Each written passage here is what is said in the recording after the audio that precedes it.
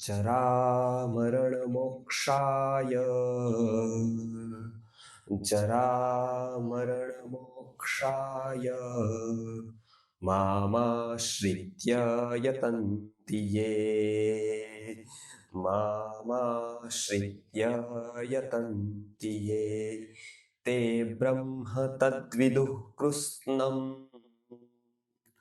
ते ब्रह्म तद्विदुः कृत्स्नम् अध्यात्मं कर्म चाखिलम् अध्यात्मं कर्म चाखिलम्। આ શ્લોકમાં જેવી રીતે આપણે અવરોધો જોયા હતા કે જે પાપ રૂપે અવરોધ છે ચેતન તરફ જવાના, અહીંયા ચેતન તરફ જવાનો માર્ગ, પરમાત્મા તરફ જવાનો માર્ગ, એને ભગવદ ગીતામાં કર્મયોગ કહેવામાં આવે છે. અહીંયા કર્મયોગ સમજાવતી વખતે એવું કીધું છે કે એમાં ત્રણ વાત છે. એક મોટિવ છે એટલે કે હેતુ છે, બીજું તો કે આધાર છે, આશ્રય છે, અને ત્રીજું કે કર્મ છે, ક્રિયા છે, એક્શન છે. એટલે સૌથી પહેલી વાત કીધી કે સામાન્ય લોકો શેના માટે કામ કરતા હોય, તો કે પ્રત્યેક વ્યક્તિ કાં તો છે એનું રક્ષણ કરવા માટે કામ કરતી હોય અને કામ મેળવવા માટે કામ કરતી. એ સામાન્ય ક્રિયા છે બધી જ. અહીંયા એવું કીધું કે કર્મયોગ કોને કહેવાય છે, તો કે જરા મરણ મોક્ષાય. એટલે અહીંયા બે વાત દીધી, જરા અને મરણ. જરા એટલે એક અર્થ એનો થાય વૃદ્ધાવસ્થા. આપણે એમ કહીએ ને કે કૌમારમ યૌવનમ જરા.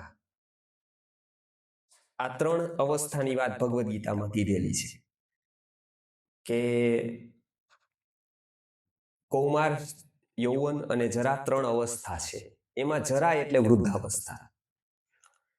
અહીંયા જરા એના બે અર્થ છે.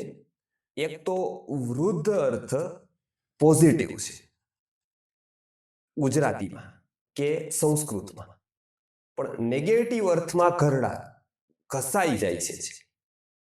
વૃદ્ધ એટલે વૃદ્ધિ અર્થમાં જે વધે છે, અને ઘસાઈ જાય છે એ અર્થમાં ઘરડા એવો શબ્દ છે. સંસ્કૃત ભાષામાં તો માત્ર વૃદ્ધ જ શબ્દ છે, પણ લૌકિક ભાષાઓમાં આવા બે શબ્દોનો પ્રયોગ થાય છે. અહીંયા એવું કીધું કે જરા એટલે ઉત્સાહનો અભાવની સ્થિતિ, અકર્મણ્યતાની સ્થિતિ, એટલે અહીંયા જરા કીધેલી છે. મરણ એટલે બધાને ખબર છે કે એક મૃત્યુ છે. તો અહીંયા મૃત્યુ એટલે જે આપણો મરણ વારંવાર થાય છે એ અકર્મણ્યતાની સ્થિતિ. અને મૃત્યુને થી છૂટવા માટે, શેનાથી છૂટવા માટે એવું કીધું, જરા મરણ મોક્ષાય, એટલે કે અકર્મણ્યતાની સ્થિતિ અને મૃત્યુથી છૂટવા માટે મામ આશ્રિત્ય, એટલે કે મને આધાર રાખીને, યે યતંતી, એટલે કે જે પ્રયત્ન કરે છે, જેને વારંવાર કરવામાં આવે છે, સતત કરવામાં આવે છે, એવો યત્ન એને કહેવાય છે પ્રયત્ન. પ્રકૃષ્ઠો યત્ન. ખાલી આપણે મહેનત કરતા હોય તો યત્ન કહેવાય, પણ પ્રકૃષ્ટ એટલે કે એ સતત કરતા હોય તો એને કહેવાય છે પ્રયત્ન. પ્રકૃષ્ટો યત્ન એટલે કે પ્રયત્ન. અહીંયા શું કહે છે કે યતંતી એટલે કે સતત અવિરત પ્રયત્ન કરે છે. લોકોની એક ભ્રાંતિ એવી છે કે ભગવાન પ્રસન્ન થઈ જાય પછી શું કરવાનું, કે ગીતામાં અર્જુનને કીધું કે ભાઈ પ્રસન્ન છે તો શું કર્યું, તો એ કર્મ કરે છે એનો જ અર્થ એવો છે કે ભગવાન પ્રસન્ન છે. પ્રસન્ન થાય કે એવી અવસ્થા જે આવે એને જ કર્મયોગની સ્થિતિ કહેવાય છે. સાધારણ રીતે કોઈ વ્યક્તિ, બે દીકરા છે, એની પાસે બે વસ્તુ છે, એક ખેતર છે ને એક દાણા છે. ખેતરની કિંમત પણ 1000 રૂપિયા છે, દાણાની કિંમત પણ 1000. એકને ઈ દાણા આપી દે, એકને ઈ ખેતર આપી દે, ભાગ્યશાળી કોને કહેવાય? જેને ઈ ખેતર આપે. દાણા આપે એ ક્યારેક ને ક્યારેક પૂરા થવાના, સડવાના, પણ ખેતર આપે છે એ ચેન નિર્માણ કરે છે. એ આવા લાખો દાણાનું સામર્થ્ય ધરાવે છે. ખેતર ઊભા કરે, પછી એક મુઠ્ઠી જ દાણા હોય પણ ખેતર હોય. કર્મયોગ એ ખેતર છે. કર્મભૂમિ, મનુષ્ય જીવન કર્મભૂમિ છે એટલે ખેતર છે. એટલે ભગવાન આગળ ક્ષેત્ર ક્ષેત્રજ્ઞ વિભાગ યોગમાં એવું કહેવાના છે કે ઇદમ શરીરમ કૌંતેય ક્ષેત્રમિત્યભિધીયતે એતદ્યો વેતિતમ પ્રાહુઃ ક્ષેત્રજ્ઞમિતિ તદ્વિદઃ. કે આ ક્ષેત્ર એવું નામ આપ્યું છે. શું કામ? તો કે કર્મભૂમિ છે એ ખેતર છે. આપણી પાસે સુખ સગવડતા બધી જ વસ્તુઓ છે, પંચેન્દ્રિય પૂર્ણ શરીર છે, એ દાણા છે બધા. પરંતુ જો આપણામાં સત્વનો ઉદય છે, ભાવ છે, તો એ ખેતર છે. એ આ બધી વસ્તુઓનું ચેન નિર્માણ કરે છે. ઉત્તમ વસ્તુ જ એ છે કે જે ચેન ચલાવે છે. એકલું કોઈ પણ વસ્તુ ગમે તેટલી કરી દે એનું કોઈ મહત્વ નથી. કોઈ પાસે કરોડો હોય એનું કોઈ મહત્વ નથી, પણ 5 લાખની પણ પેઢી છે એનું મહત્વ છે. એ કે ઈ ચેન ચલાવે છે. અહીંયા એવું કીધું કે જરા મરણ મોક્ષાય. ક્યાં હેતુથી લોકો પ્રયત્ન કરતા હોય? તો કે છૂટવા માટે. તો કે કોનાથી છૂટવાનું? તો 3 વસ્તુ મુખ્યતાથી બીજી બધી જગ્યાએ કીધી. એક રોગ, એક જરા એટલે કે વૃદ્ધત્વ, અને એક મરણ. આ 3 વસ્તુ લૌકિકમાં પ્રસિદ્ધ છે. બુદ્ધ છે એનો જન્મ નહોતો થયો ત્યારની આ વાત છે. ત્યારે અમુક સંકેતો હતા, પછી એનો જન્મ થયો. ત્યારે જ્યોતિષીએ કીધું કે આનામાં અસાધારણ ક્ષમતા છે, આ રાજવી બની શકે એવા બધા જ લક્ષણ આનામાં છે, પણ આનું આકર્ષણ ત્યાં ટકાવવું કઠિન છે. આ વૈરાગી છે, આ બીજો કોક આત્મા છે, એનામાં ક્ષમતા અપાર છે, પણ એનો રસ બીજી જગ્યાએ છે, આકર્ષણ બીજી જગ્યાએ છે. તો એ આકર્ષણથી તમારે બચાવવું પડશે. તો કે તો શેનાથી બચાવવું? તો કે નિમિત્તોથી બચી જાય તો આકર્ષણથી બચી જાય. આપણામાં પણ ઘણા બધા આકર્ષણ હોય, પણ આપણને જેવા નિમિત્ત બનતા રહીએ, જેવો માહોલ મળતો રહીએ, એ પ્રકારનું વારંવાર જેવો માહોલ મળે, જેવા નિમિત્તો બને, એ તરફ આપણું આકર્ષણ થઈ જાય. એ મનનો સ્વભાવ છે. કારણ કે આપણી અંદર પણ આકર્ષણ સારી વસ્તુનું પણ પડેલું છે, ખરાબ વસ્તુનું પણ પડેલું છે, બંને પડેલા છે. પણ માહોલ કેવો મળ્યો, નિમિત્ત કેવા મળ્યા, એની ઉપર આખો આધાર છે. આપણી અંદર બધા ભાવ છે, કામનો, ક્રોધનો, બધા જ ભાવ છે. વ્યક્ત ક્યારે થાય છે? તો કે સામેવાળો પ્રસંગ જેવો બને, માહોલ થાય એવો ભાવ ઊભો અંદરથી થાય. આપણી અંદર અત્યારે દયા છે જ, પણ અત્યારે આંખમાં આંસુ ન આવે. પણ માનો કે કોઈક અપંગ નાનો અમથો ભિખારીનો છોકરો અપંગ જોઈ લઈએ, એકદમ પેલો હોય, એકદમ પતલો હોય, બીમાર હોય, રક્તપિત્ત જેવું કઈ થતું હોય, કઈ એવી રીતે થતી હોય, ચામડી આખી ને એવું આપણને દ્રશ્ય જોવા મળે, તો આપણા આંખમાં આંસુ આવી જાય. તો એ દયાનો ભાવ તો હતો જ અંદર, એ અભિવ્યક્ત થયો, આવ્યો નહીં, એ ક્યાંયથી આવ્યો નથી, અંદર જ હતો. પણ અત્યાર સુધી એવો માહોલ નહોતો બહાર, એટલે બહાર નહોતો આવતો. વર્ષો સુધી એ બહાર ન આવે તો એવું કહેવાય છે કે એ ભાવ સમાપ્ત થઈ જાય. વર્ષો સુધી જે વાત બહાર ન આવે, જે ભાવ બહાર ન આવે, એ પૂરું થઈ જાય, પછી એવો ભાવ રહે નહીં. એટલે પેલાના કાળના લોકો એ ભાવ જીવંત રાખવા માટે ઉત્સવો કરતા હતા, મળવાનું રાખતા હતા, જવાનું રાખતા હતા. આવું એટલે હતું કેમ કે એનો ભાવ સુરક્ષિત, કેમ કે રિપીટેડલી એ થાય તો જ એ સુરક્ષિત. એટલે બુદ્ધના પિતાને કીધું, એ પોતે રાજા છે, એટલે એને લક્ષણ જાણનાર વ્યક્તિએ કીધું, અષ્ટાંગ નિમિત્ત જાણનાર વ્યક્તિએ કીધું કે તમારે એને નિમિત્તોથી બચાવવો પડશે.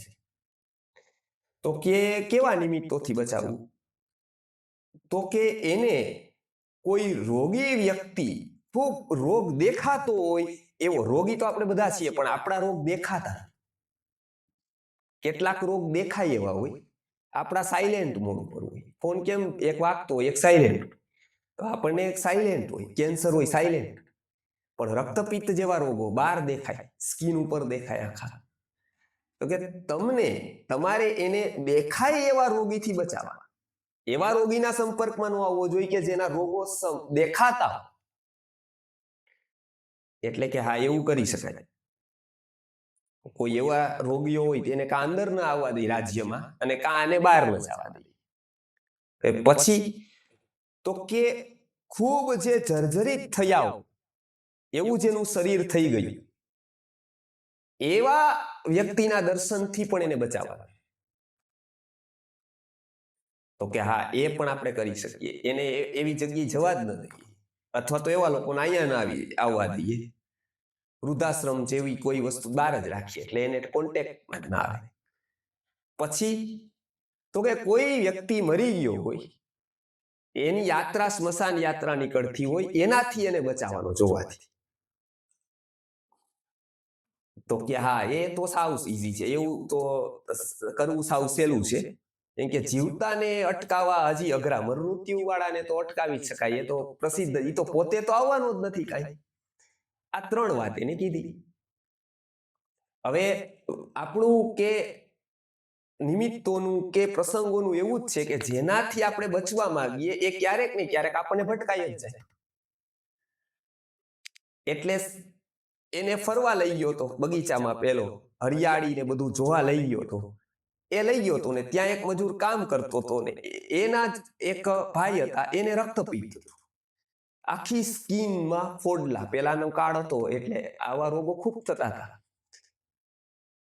તો એને જોયું, એને પૂછ્યું કે આને શું થયું છે. હવે આપણે કેટલી બધી વાર જોઈ, આપણને કઈ પ્રશ્ન જ ન થાય, કેમ કે આપણી અંદર જે પ્રશ્ન કરવા જેવી સંવેદના જોઈ, એ સંવેદનાનો અભ્યાસ જ નથી. એટલે એને 5મા વર્ષની ઉંમરે પ્રશ્ન થયો, આપણને 50મા વર્ષે એ પ્રશ્ન ન થાય. આપણને એમ થાય કે થાતું રહીએ, હોય એના કર્મો, એમ કે એને છે. એટલે આપણને હોય તો હમણાં ખબર પડે, તો આપણે બધી જ વસ્તુ આકાશ પાતાળ એક કરી દઈ, પણ બીજાને છે તો એના કર્મો, એ તો ભોગવવા. એટલે એને પ્રશ્ન થયો કે આવું કેમ થયું. એટલે ઓલો એની ભાષામાં સમજાવે છે કે એને આવું જ શરીર હતું. એટલે કે રોગ થઈ ગયો, એનાથી એને સંતોષ નો થયો, પણ એને પ્રશ્ન તો અંદર ઉઠી ગયો કે આ તો આવું થાય શરીરને. આ પણ એક સમજવા જેવી વાત છે. જ્યારે આપણે અધ્યાત્મ માર્ગમાં આગળ વધીએ ત્યારે આપણી સંવેદના ઉપર જતી હોય અને ખોટી ભાવના અને ફોર્માલિટી ઓછી થતી. નકર શું છે કે ખોટી ફોર્માલિટી, ભાવના, દેખાડો એ ખૂબ હોય, પણ અંદરથી કાંઈ નહીં. પણ સંવેદના એ હદે જાય ત્યારે એને સહાનુભૂતિથી આગળ વધી અને સમાનુભૂતિ થાય. એટલે બીજાનું દુઃખ એને બીજાનું ન લાગે, એને પોતાનું. અહીંયા એને જોયું કે આને તો રોગ છે એટલે આવું થાય, એટલે એને એ થયું. પછી તો કે બીજાથી બચાવવાનો હતો કે જર્જરિત દેહથી, વૃદ્ધત્વથી. એટલે વળી પાછા એક દિવસ નીકળ્યા ત્યારે એક અતિવૃદ્ધ, એટલે એને પૂછ્યું કે આ, તો કે હા, આ આવું જ શરીર થઈ જાય, આને વૃદ્ધત્વ કહેવાય. આપણે પણ આટલા વર્ષના થાય એટલે આવું થઈ જાય. એટલે બીજું પણ એને ધ્યાનમાં આવી ગયું. પછી એક દિવસ નીકળતા હતા અને ત્યાં એને મૃત્યુ પામેલો એક વ્યક્તિ, એ ત્યાંથી નીકળ્યા. એટલે એને થઈ આ શું કહેવાય. એટલે એને કીધું કે આ મરી જાય એને. તો કે મરવું એટલે શું કહેવાય. એટલે એને સમજાવ્યું કે પછી ક્યાંક વહી જાય, પછી રહે નહીં અહીંયા, પછી કાંઈ થાય નહીં એને. આવું એની ભાષામાં એને જે નોકરો હતા એને સમજાવ્યું, પણ એને પ્રશ્નો આ 3 વસ્તુ ઉપર થાય. એટલે બુદ્ધે જે તત્વજ્ઞાન આપ્યું એ આ 3 ઉપર છે: એક રોગ, એક જરા અને એક મૃત્યુ. અહીંયા રોગ એ દ્રવ્ય છે, જરા એ અકર્મણ્યતા છે, એટલે કે ક્રિયાશીલતાનો અભાવ છે, એટલે ક્રિયા સંબંધિત છે, અને મૃત્યુ એ અવસ્થા ભાવ અંતર્ગત છે. એમાંથી અહીંયા 2 વસ્તુ લીધી છે, કેમ કે રોગ તો દ્રવ્ય છે એની વાત અહીંયા નથી કરતા, પણ અકર્મણ્યતાથી અને મૃત્યુથી જે છૂટવા માટે યત્ન કરે છે. કોણ યત્ન કરે? તો કે જેને જીવનની સાર્થકતા સમજાય એ યત્ન કરે. જેલમાંથી છૂટવા યત્ન કોણ કરે? તો કે જેને સમજાઈ જાય કે આ જેલ છે એ યત્ન કરે. એને એમાં મેલ લાગે તો એ યત્ન ન કરે, પણ એને સમજાય કે આ જેલ છે તો એ યત્ન કરે. તો એનો સૌથી પહેલો યત્ન સ્વતંત્રતાનો હોય. એટલે અહીંયા કીધું કે જરા મરણ મોક્ષાય, એનાથી છૂટવા માટે શું? તો કે યતંતી, પ્રયત્ન કરે છે. એ પ્રયત્ન કોને આધારે કરે છે? તો કે મામ આશ્રિત્ય, એટલે કે મને આશ્રય કરે. લોકોને ઘણા બધા આશ્રયો હોય, કોઈને સમાજનો, પરિવારનો, આ બધા અલગ અલગ આશ્રયને લઈને બધા કામ કરે. અહીંયા એમને કીધું છે કે એવી વ્યાપક દ્રષ્ટિ થાય કે એ સંકુચિતતામાંથી બહાર. ઘણા લોકોને પોતાનો પરિવાર, પોતાનો સમાજ, પોતાનું ગૃહ એટલી જ દ્રષ્ટિ હોય, પણ વિકસિત થયા પછી શું થાય? તો કે મામ આશ્રિત્ય. અહીંયા કર્મયોગનું જે કેન્દ્ર બિંદુ છે એ કહેવામાં આવ્યું છે. એમાં એવું કીધું કે મામ આશ્રિત્ય એટલે કે મારો આશ્રય કરી. યતંતી એટલે કે પ્રયત્ન કરે છે. એ પ્રયત્ન કરે છે કેવી રીતે કરે છે? તો કે સતત કરે છે. યોગ દર્શનકારે કીધું છે કે તમે પ્રયત્નના કર્મયોગના માર્ગમાં જ્યારે તમે આગળ જાઓ ત્યારે શું થાય? તો કે કેટલીક બાધાઓ આવે. મહર્ષિ પતંજલિએ યોગ દર્શનમાં આવા 9 ચિત્ત ક્લેશોનું, અવરોધોનું વર્ણન કરેલું છે, જેને ચિત્તના વિક્ષેપો કહેવાય છે.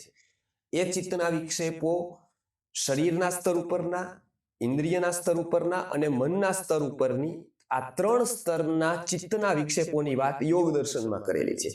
એમાં શરીરના સ્તર ઉપરના 2 ચિત્ત વિક્ષેપો, ઇન્દ્રિયોના સ્તર ઉપરના 2 ચિત્ત વિક્ષેપો, 2 અને 2 4, અને 5 મનના સ્તર ઉપરના ચિત્ત વિક્ષેપોની વાત પતંજલિએ યોગ સૂત્રમાં કીધી છે. વ્યાધિ, ધ્યાન, સંશય, પ્રમાદ, આલસ્ય, અવિરતિ, ભ્રાંતિ દર્શન, અલબ્ધ ભૂમિકત્વ, અનવસ્થિતત્વાની ચિત્ત વિક્ષેપાસ્તે અંતરાયા. આ યોગ સૂત્રમાં સૌથી પ્રથમ એવું કીધું છે કે વ્યાધિ એટલે કે શરીરના સ્તર ઉપરનો વિક્ષેપ કયો છે? તો કે રોગ. આ પેલું.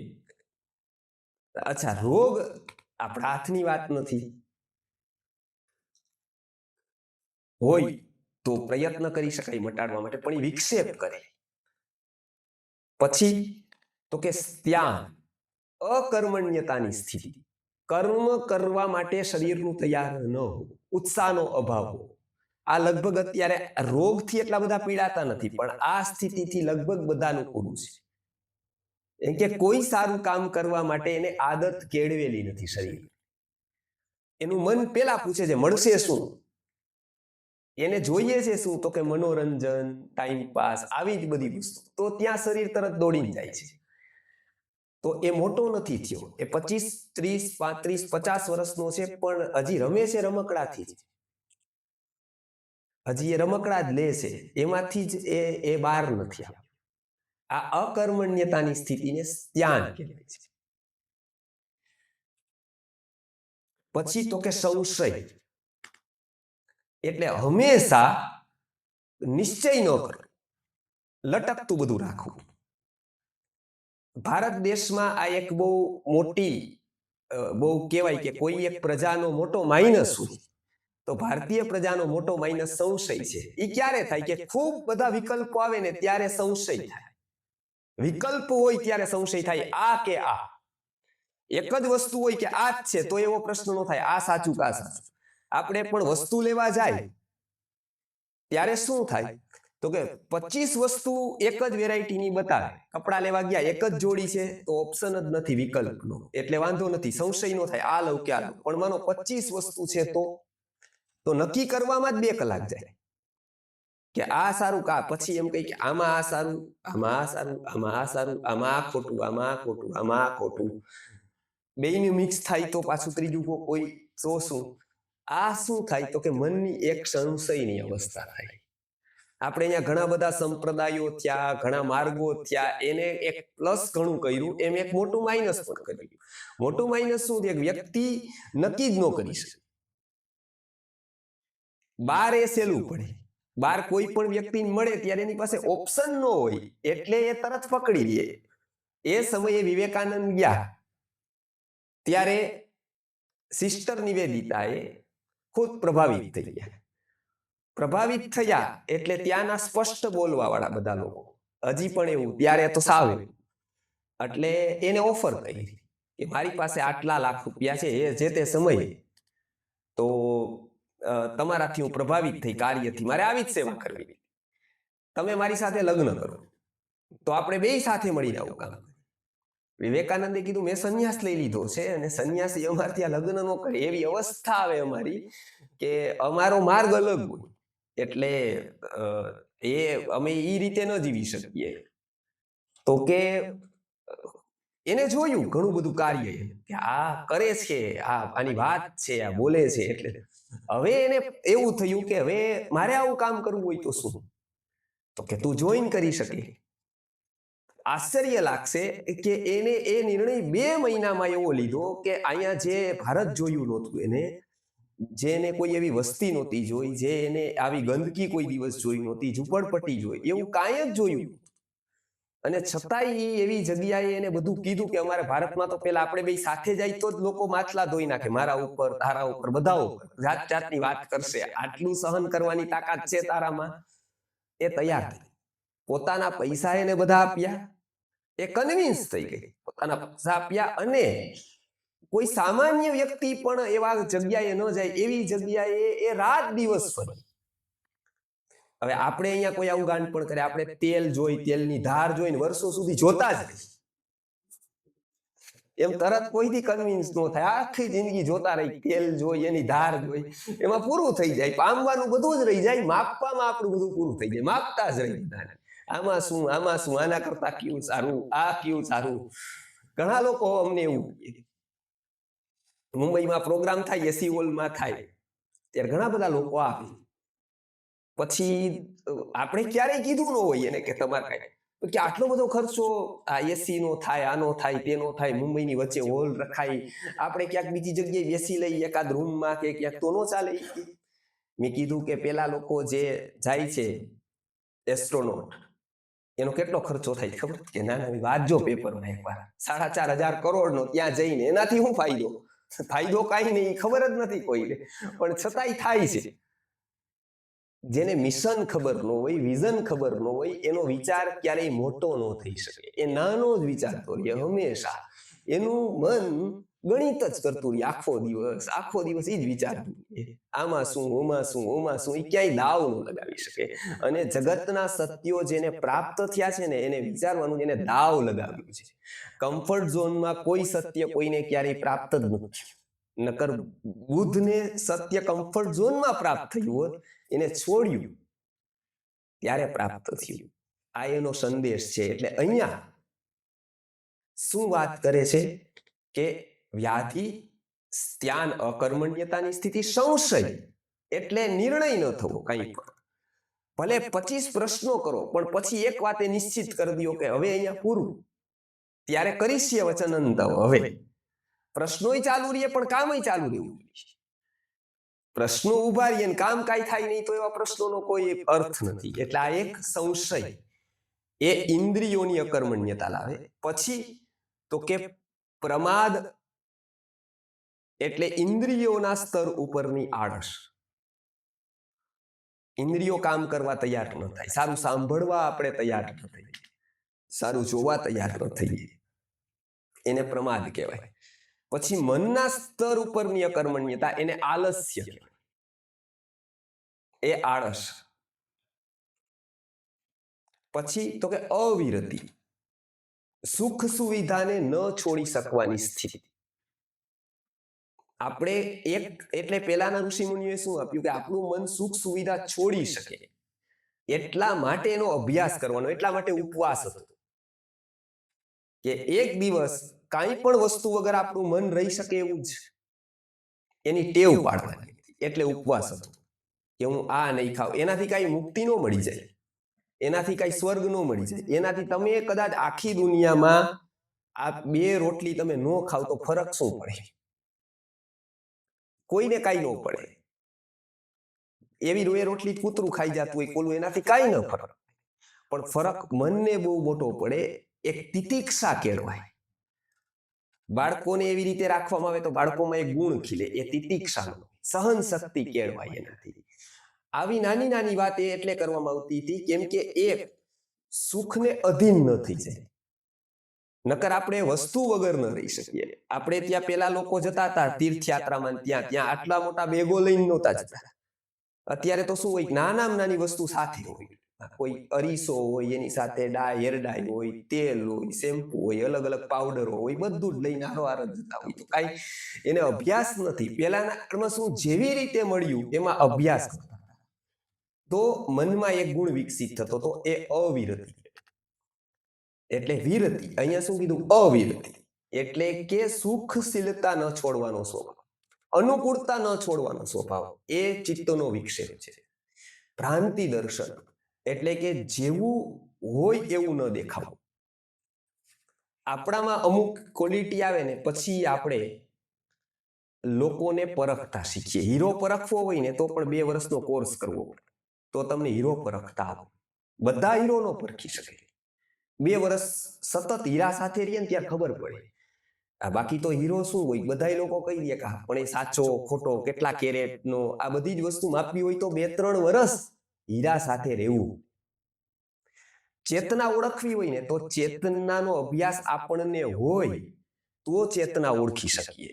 નકર કદાચ બાજુમાં સંત પણ રહેતો હોય, ઋષિ રહેતો હોય, આપણને ખબર જ, લોકોને ખબર જ ન હોય, કઈ તો હોય હવે બધા એક જ સરખા લાગે, કેમ કે એને ચેતનાનો કોઈ અભ્યાસ જ નથી કર્યો. એને એમ લાગે કે આય સાચો, આય સાચો, આય સાચો. કેટલીક વાર એવું થાય કે લોકોને સહજ મળી જાય ને તો પણ કિંમત.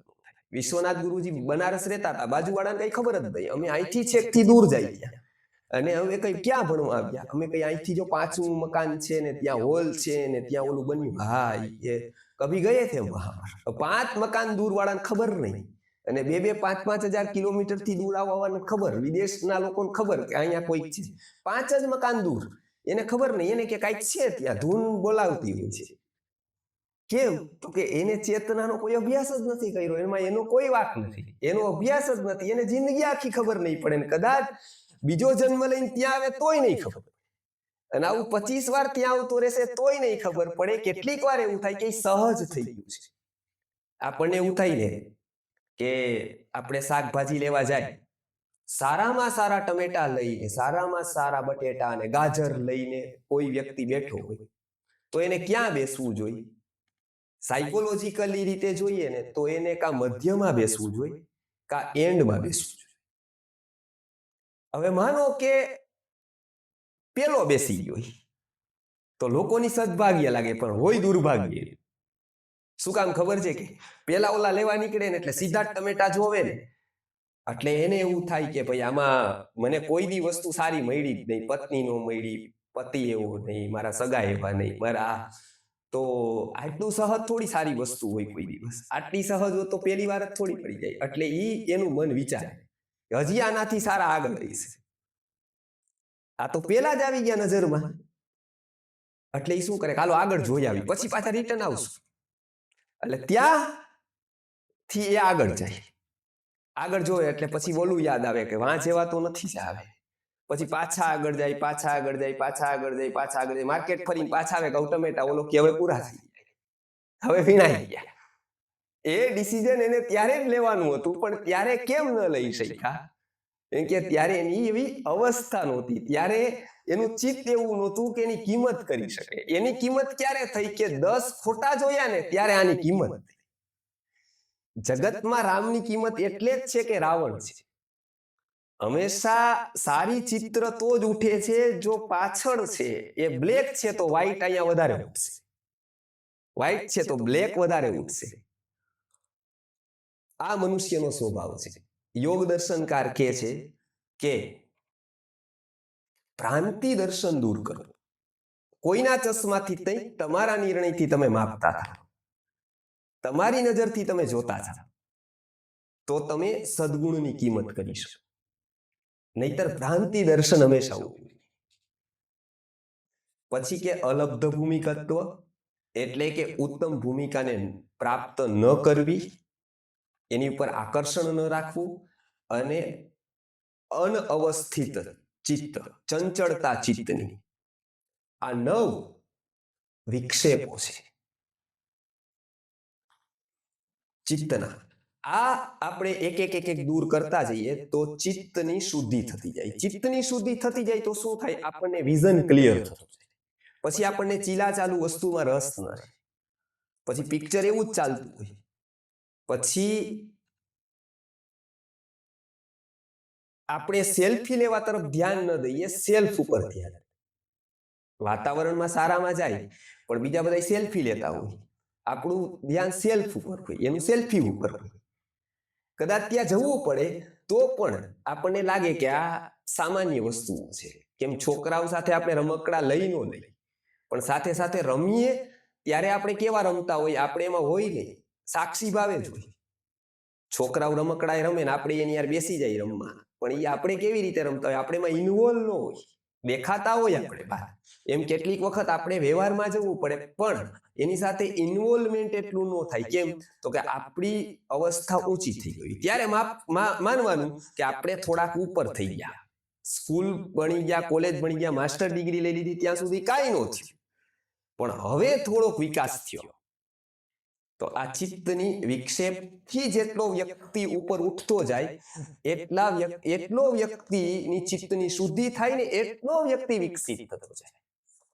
એટલે અહીંયા કહે છે કે જરા મરણ મોક્ષાય મામ આશ્રિત્ય યે યતંતિ, એટલે કે જે સતત પ્રયત્ન કરે છે એને શું થાય છે? તો કે તે તદ બ્રહ્મ વિદુ. એ શું કરે છે? તો કે એને તત્વ ખબર પડે છે.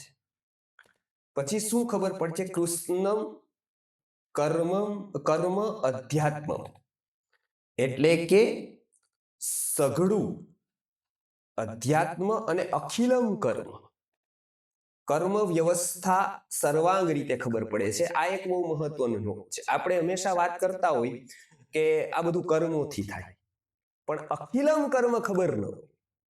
જેવી રીતે આપણે વાત કરતા હોય કોઈ શરીરની, કે ભાઈ અહીંયા કિડની આવે, અહીંયા લીવર આવે, પણ સર્જન જે જાણતો હોય એ આપણે ન જાણતા હોય. એકદમ લોકેશન જાણતો હોય કે અહીંયા આવે, અહીંયા આવે, અહીંયા આવે, પથરી અહીંથી કઢાય, અહીંયા આવી રીતે ચેકો મુકાય, આપણે જાણતા ન હોય. આપણને ખાલી ખબર હોય કે આ અહીંયા ક્યાંક આવે. એવી રીતે કર્મ વ્યવસ્થા પણ આપણને ખબર હોય, પણ એવી ન ખબર હોય, કેમ કે આપણે માત્ર સાંભળ્યું હોય કે આ બધું કર્મોથી થાય છે. પણ કર્મોથી કેવી રીતે થાય એ આપણને ન ખબર હોય. પણ જેવી રીતે આપણો વિકાસ થતો જાય એવી રીતે આપણને ખબર પડવા માંડે કે કર્મ વ્યવસ્થા જેટલી સહેલી સમજીએ છીએ એટલું સહેલું ન હોય. કેમ? કોઈ પણ વસ્તુ મહત્વની હોય નહીં ક્યારેય સહેલી હોય. સીએ કોઈ થાય તો અહીંનું બનાવેલું એકાઉન્ટ એને શીખવું હોય તો 5-7 વર્ષ સખત મહેનત કરે ને, 5 ટ્રાયો આપે, બરાબર, ત્યારે એને માંડ એકાઉન્ટન્સી સમજાય. એમાં પણ કેટલાક લૂફોલ્સ લઈ જાય, એમાં એનાથી ચડિયાતો કોક બીજો હોય જે એને ઘણી બધી ખબર ન હોય. સીએ થઈને ઘણી બધી ન ખબર હોય કે જે મોટાને ખબર હોય. આવું અહીંયા થાય. હવે આ કર્મ, આ આખી વ્યવસ્થા એકાઉન્ટન્સીની એક બહુ પછી અસ્તિત્વમાં આવી. એક અજ્ઞાની વ્યક્તિઓએ ભેગા થઈને કરેલી નક્કી એવી વસ્તુ સમજવા માટે 7 વર્ષ જોઈ સતત. અને લોકો 2 વાર આવીને એમ કે આ કર્મની કઈ ખબર ન પડી અમને, એટલે હવે મૂકી દીધું અમે. કે પછી એમાં કઈ બહુ પડ્યું નહીં, અમને હવે ખબર પડી ગઈ. કાયમ કે ખબર ન પડી, બરાબર. અંતે એમ જ કે આ બધું કર્મથી થાય છે બસ. શું કામ? તો કે એમાં પ્રયત્ન જ નથી કર્યો. જો ઓમાં 7 વર્ષ આપવા પડે તો આમાં કદાચ 7 જન્મ આપવા પડે. એટલું નહીં તોય કદાચ 7 વર્ષ તો મિનિમમ આપવા પડે. તો કદાચ ખબર પડે કે આ કેવી વ્યવસ્થા છે. એક વ્યક્તિનું કર્મ હોય, એનો સ્વભાવ હોય, એનું એટ્રેક્શન હોય, એના પૂર્વજન્મના સંસ્કારો હોય. આ કેટલી બધી વસ્તુનું મિશ્રણ છે, કોઈ એક વસ્તુ નથી આમાં. એને શું ખબર પડે કે અખિલમ કર્મ ખબર પડે, કર્મ વ્યવસ્થા ખબર પડે. એટલે શું ખબર પડે? જન્મ ખબર પડે. એટલે શું ખબર પડે? જન્મનો હેતુ ખબર પડે. હેતુ ખબર પડે એટલે જરા મરણ મોક્ષાય. એને હેતુ ખબર પડી જાય કે હું શું કામ આવ્યો, મારો જન્મ શું કામ? ફેક્ટરી કરવા માટે? મારો જન્મ કોકને સુખી કરવા માટે? મારો જન્મ પદ મેળવવા માટે, પ્રતિષ્ઠા મેળવવા માટે? મારો જન્મ શું કામ? કોકને બતાવી દેવા માટે કે હું તમારા કરતા સફળ છું? મારો જન્મ શા માટે? આ પેલો ક્વેશ્ચન જે જાગ્યો ન હોય એ અત્યારે જાગ્યો. એ અખિલમ કર્મ જે છે એ વ્યવસ્થા એને ખબર પડતી જાય ચિત્ત શુદ્ધિથી. અને એને જ અધ્યાત્મ ખબર પડે. એની ભૂમિકા તૈયાર થાય કે અધ્યાત્મને જાણી શકે. એટલે બ્રહ્મસૂત્રમાં પણ આની જેમ જ એવું કીધું કે અથાતો બ્રહ્મ જિજ્ઞાસા. સૌથી પહેલી શરૂઆત ક્યાંથી થાય? તો કે પ્રશ્નથી થાય, જિજ્ઞાસાથી થાય. એને જિજ્ઞાસા થાય કે બ્રહ્મ શું હશે, આ કેવી રીતે ચાલતું હશે, હું કોણ હઈશ? ત્યારથી શરૂઆત થાય. એટલે અહીંયા આ શ્લોકમાં કીધું કે તે તત્બ્રહ્મ વિદુઃ કૃષ્ણમ અધ્યાત્મમ ચ અખિલમ કર્મ. એ જાણે છે સંપૂર્ણ અધ્યાત્મ અને અખિલ કર્મ વ્યવસ્થા નું જ્ઞાન પ્રાપ્ત થાય છે. એને બ્રહ્મ જ્ઞાન એવું કહેવાય છે. અહીંયા આ શ્લોક પૂરો કરી અને આવતા વખતે આપણે આવતો શ્લોક લેશું. અહીંયા આ શ્લોકમાં એવું કીધું કે પેલા કર્મયોગી વ્યક્તિઓ કેવું કરે છે? તો કે જરા મરણ મોક્ષાય, આ બધાથી છૂટવા માટે સતત પ્રયત્ન કરે છે. મામ આશ્રિત્ય એટલે કે બીજું કોઈ કેન્દ્ર બિંદુ ન બનતા મામ પરમ ચેતનાને જ કેન્દ્ર બિંદુ બનાવે છે. એટલે માઇક્રોફાઇન રીતે એનો હેતુ ઉત્તમ હોય છે, સંકુચિત નથી હોતો. જો એવું હોય છે તો શું? તો કે તો એનો હેતુ બરાબર છે, આધાર બરાબર છે અને એક્શન બરાબર છે. આ ત્રણ વસ્તુ યદિ બરાબર છે તો તે તદ્બ્રહ્મ વિદુઃ, તો એ બ્રહ્મને જાણી શકે છે, કર્મ વ્યવસ્થાને જાણી શકે છે અને આગળની યાત્રા એની વધારી શકે છે. એ પછી એની કેવી યોગ્યતા થાય છે, એની સ્થિતિ કેવી થાય છે, એ આપણે આવતા શ્લોકમાં જોશું.